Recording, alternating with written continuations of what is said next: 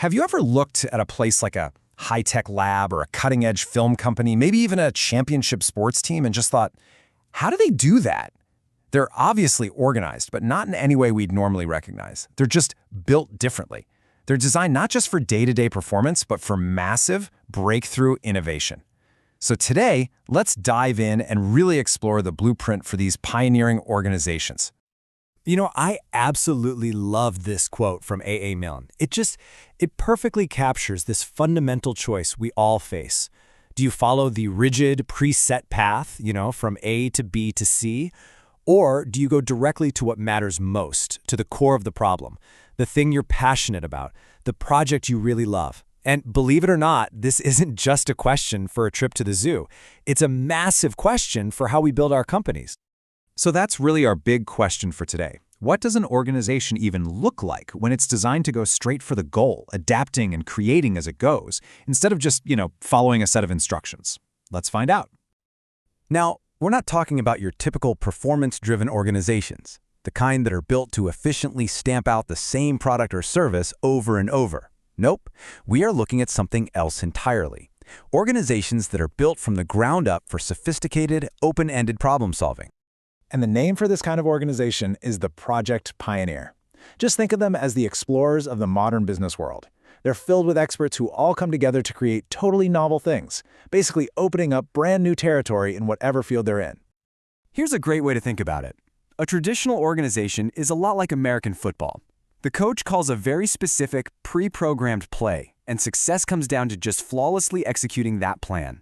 But a Project Pioneer? That's way more like basketball or hockey. A team gets the ball, and nobody, not even the players, knows exactly how the play is going to unfold. Success depends entirely on the player's ability to collaborate on the fly, to plan and adjust while they're in motion. It's literally a brand new project every single time they go down the court. Okay, so this dynamic, super adaptive structure has a technical name, and honestly, it's a word that tends to cause a little bit of confusion. So let's decode the term that really defines what a Project Pioneer is all about. The word is adhocracy. At its core, it's a structure that's built on these constant mutual adjustments between experts. It is not a pyramid, it is a web or a network, and it is the complete and total opposite of the rigid, top-down bureaucracy that most of us are so familiar with. The author of our source material tells this fantastic story. He'd submitted an article using the word adhocracy, and his editor wrote back, simply asking, "What's adhocracy?" So he tried to clarify it and sent it back in. But the editor came back again. This time she said her colleagues had a question. Is this the lack of structure? And that one question, well, it reveals everything about our most common assumptions about how things should be organized. And this is the light bulb moment, right here. The problem wasn't the concept of adhocracy itself. Not at all. It was this deeply ingrained assumption that the only form of organization is a top-down, planned bureaucracy. See, adhocracy isn't disorganization. It's just a completely different kind of structure altogether. Okay, so if it's not chaos, what does this web-like structure actually look like from the inside? I mean, how does any work get done when there's no traditional chain of command telling people what to do? Well, the absolute key is coordination through mutual adjustment. People and teams just talk to each other directly to get things done. The structure is loose, it's organic, and it's constantly changing based on whatever project is at hand. Power isn't fixed at the top, it's decentralized, and it flows to whoever has the expertise to deal with the problem in that exact moment. And because of that, you'll find very, very few formal rules or procedures. This quote just says it all, doesn't it? When the author of our source asked adhocracy for its organization chart, this was the actual reply they got.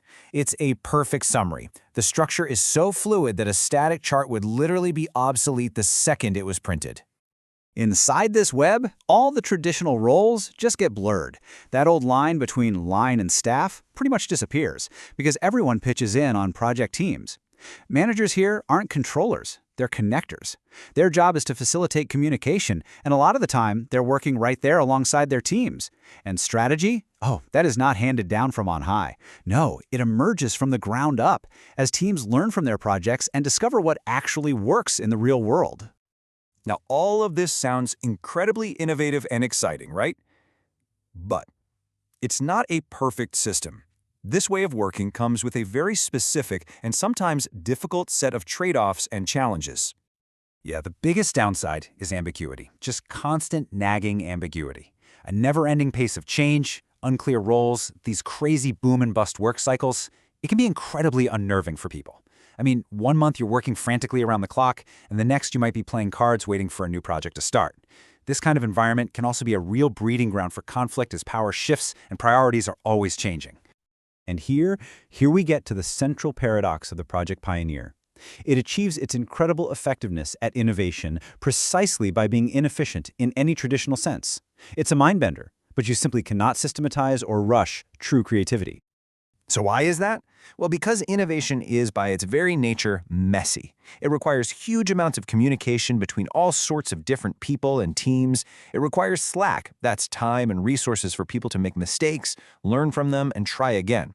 If you try to squeeze a Project Pioneer for the kind of efficiency you'd expect from, say, an assembly line, you will absolutely kill the very creativity that makes it so valuable in the first place.